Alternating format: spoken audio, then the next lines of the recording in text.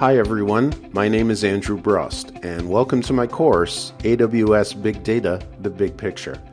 I am CEO and founder at Blue Badge Insights.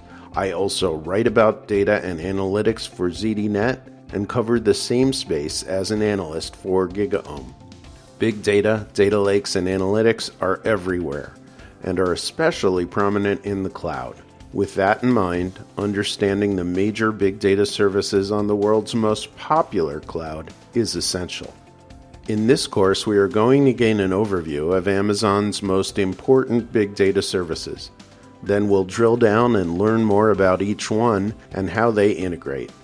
We'll discuss the capabilities of each service and their technological underpinnings, and we'll even demo some of these services to make everything concrete.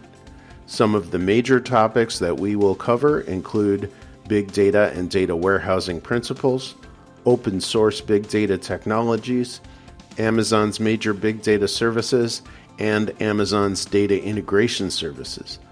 By the end of this course, you'll know the names, major capabilities, and inter-service integrations of each of the major big data services on Amazon Web Services.